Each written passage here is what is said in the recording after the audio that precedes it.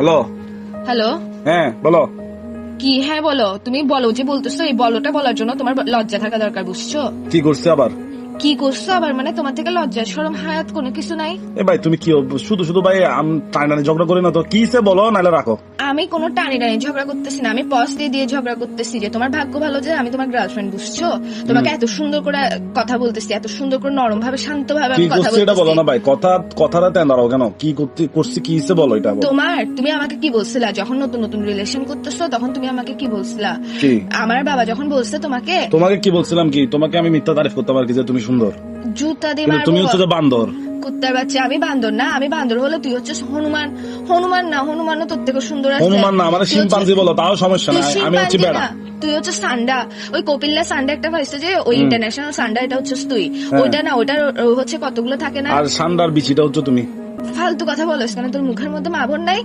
আমার মুখের মধ্যে বাবর না, তো বাব্বাই আছে। এটা তো বড় কথা না, তোর ভাষাগুলো এত বিচ্ছিরি কেন? তোর থেকে তো ভালো ভাষা তো ইউজ করে, ওই যে এটা না। কি করছি ওটা বলো।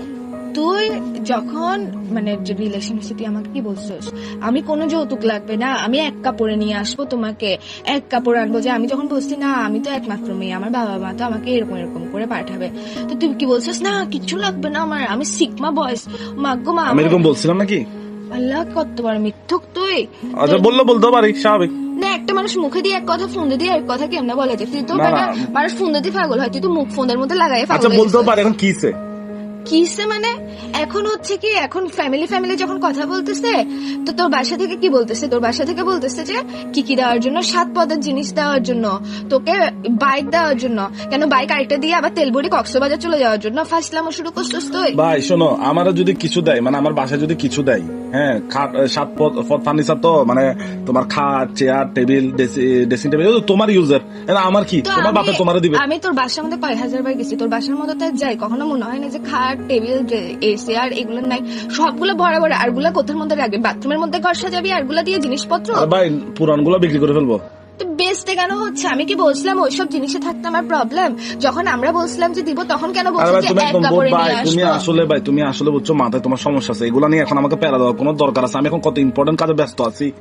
কিসের ইম্পর্টেন্ট কাজে ব্যস্ত আছো তুই? আমি ওই যে পেঁয়াজ খাচ্ছি না বেলা। নেভালে পেঁয়াজও খাওয়াটা মানে আমার এত ইম্পর্টেন্ট কথা থেকে তোর ইম্পর্টেন্ট? তোরও ভাই রাখো তো, একটু ভালো লাগতেছে না। তুই আসলে বুঝছস একটা বজ্জাতের হাড্ডি। তোর হাড্ডি? হাড্ডি না, তুই তোর হাড্ডি নাই, তুই হচ্ছে হাড্ডি ছাড়া বজ্জাত, বেয়াদব সান্ডা।